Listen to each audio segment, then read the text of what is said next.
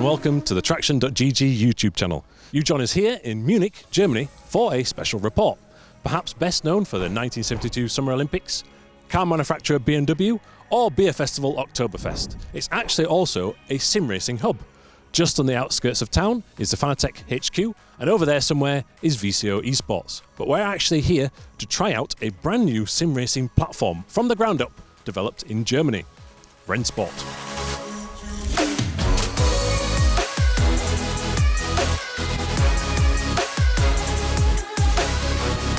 You must first think of Rennsport as a brand new driving game that simulates racing, aiming to be the next Assetto Corsa Competizione or race room racing experience. It is, however, unique, built by a brand new studio using proprietary handling models mixed with Unreal Engine 5. It's PC only for now, with a targeted release date before the end of 2023, including ranked online racing and VR support. This is important because brand new sim racing titles do not come along very often. In fact, the aforementioned Competizione was probably the last new one to break through, and that was initially released in 2018.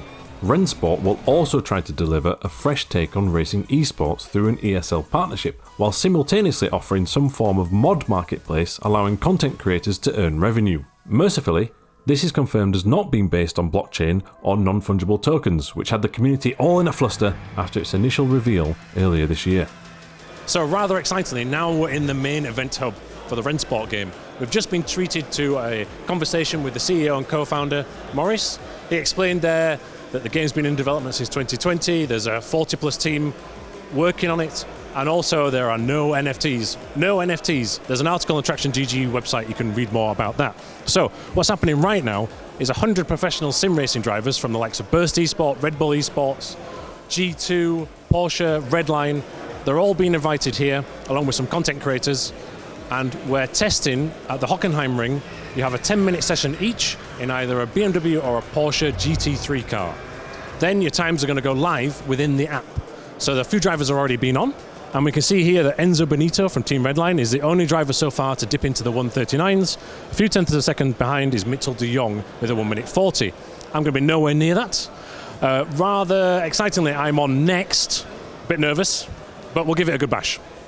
So this is the rig that we're actually trying Rennsport on. You can see a giant curved display. There's a webcam which will be used, I don't know what for yet. Quite nervous about that as well.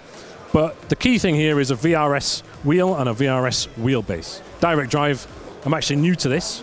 Get my excuses in early. So looking forward to trying it. And obviously we've got this racing style seat and the load cell pedals.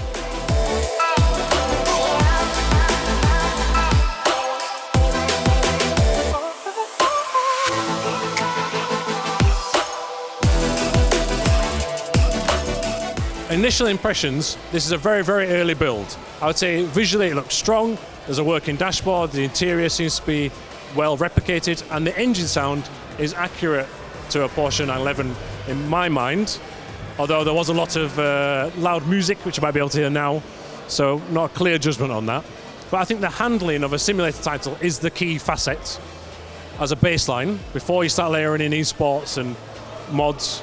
And I would say the car is pliant. You can catch a slide very easily. It's basically impossible to spin at the minute, but the traction control and assists are fixed to on, and it'd be interesting to see what it feels like when those are moved up or down. Top corner entry is very straightforward, almost a bit too light. There's almost a bit too much weight on corner exit. So there's definitely lots of refinement needs to be done, but there is potential for this to develop, not just over the next 6 months or years, but I would say tomorrow, when we're going to play the game some more. With day one complete from inside a former railway coal store, we headed to the hotel for some much needed rest and wondered if our opinions would change on day two after such a positive first impression. Okay, let's try a quick lap of Hockenheim in Rennsport, this time with the Porsche. So, turn one is very tricky, very easy to run wide there and get a track limits violation. Got to brake earlier than I expect into turn two, down to second gear. Try and get an apex, just about. Was a bit slow on the throttle there.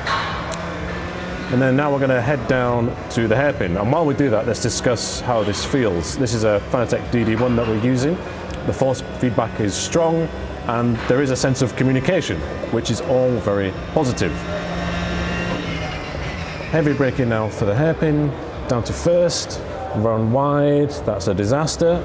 On the exit, we have got traction control on, and we can't really change that at the minute, but it feels planted. What you'll notice through here, if I just click this curb, which is wrong, whoa, it sends the car wide and squirrely, and that's put us off the braking zone for that corner there. So that's also a positive. But what I would say is this is a very early build, and some of the curb behaviour is slightly weird and over-exaggerated at this early stage.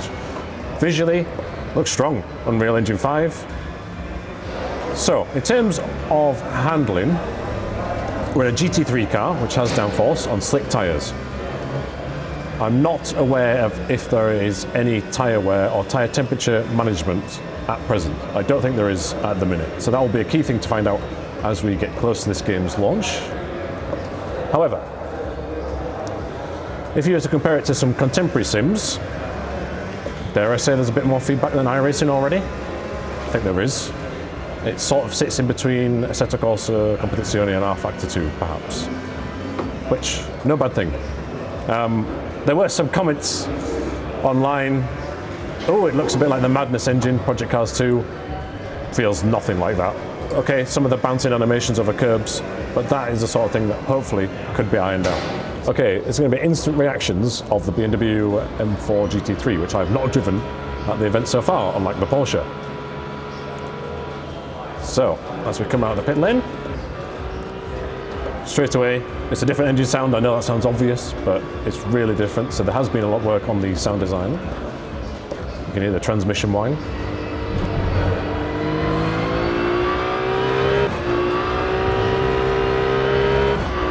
Okay, it's different. That's good. Once again, I'm using the car's on-screen dash to know what gear I'm in and where the revs are. I do like that touch. Hard onto the brakes here now. Oh, very different downshift noise. Ooh, it's a bit more eager to turn in. What's it going to be like through the fast kink? I'll take a bit of curb so we could induce some oversteer. And we're around. Okay, so we have a 360 there. And that was a test to see what it was like in extremis. And the result is, I don't know, it snaps harder than the Porsche. It's less pliant. But based on the times of the Pro Esports drivers that are also at this event this weekend, similar lap times. So it's been well BOP'd. But that is just my opinion. Others are available, such as those of the world's fastest professional sim racing drivers and most beloved content creators. Was I delirious after completing 1 million laps of the Hockenheimring? Or did our impressions align? The driving, the look, the fact that it's using the Unreal Engine 5, it actually looks good, it drives good. We haven't been racing yet, we will get to racing soon, so we will see how the net code works. But just racing alone, I like it. Well, coming from R Factor 2, I don't mind a bit of the car moving around, but it's not, you cannot like hold slides, but the car still moves around. It's not like iRacing where it's like pre-programmed driving. So I like the driving, and the content itself, it works, so that's good. Honestly, for an alpha version of the game, it's got so much potential. Like, from a driving perspective, it's not perfect, but it's pretty good. Like, coming from sims, which I'm not going to name, but comparable sims that we spend a lot of time on, the driving feels pretty good. Obviously, force feedback's lacking, but I think the base is there for something to be, really special in the future. Yeah, so what I like so far, obviously the graphics and the sounds, that's been shared with everyone publicly so far, and we know that it looks good, it sounds really good. So, to see it in action, that's really great. So that's been one positive. I heard so many things already about the game, saying it's like Project Cars, it's like Automobiles 2. I heard people say it's like ACC, it's like R Factor 2. So the truth is somewhere. I like it so far. It's not polished yet, so it's really raw, but the base is there and it already feels quite good. The curbs are weird, so driving over curbs really dangerous, but other than that, it's fun. Yeah, I think the feeling from the wheel is pretty good. You can kind of get a sense for it, like you can feel the car moving about, and you can also kind of see it visually. So, and you can also you can feel the car moving on the exits. It's not like you get a slide and then you're off. You can control the slide, so I think that's really good. I think the physics of the cars so what we've seen here comes pretty close to, say, Assetto Corsa Competizione or Factor 2, so somewhere in between.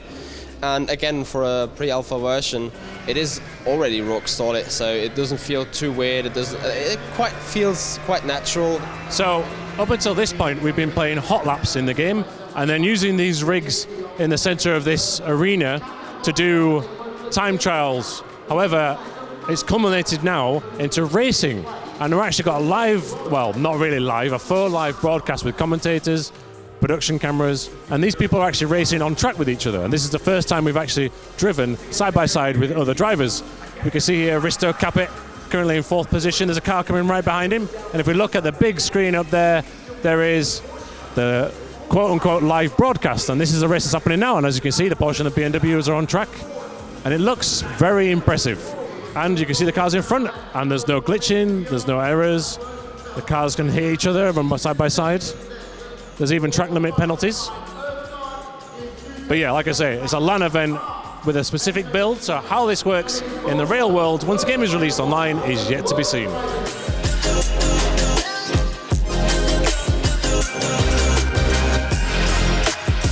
Another thing is the multiplayer experience. You know, it's been really buttery smooth. We've had a lot of esports guys here who would give honest feedback if there were any issues with lag, any issues of that nature, and there's been none reported. It's been incredibly smooth. Yeah, it was fun to race. I feel like we're playing on a LAN, so there's no ping, well, very little, and basically, like, the collision model felt really nice, so you could kind of lean on other cars and kind of race people pretty hard, which was nice.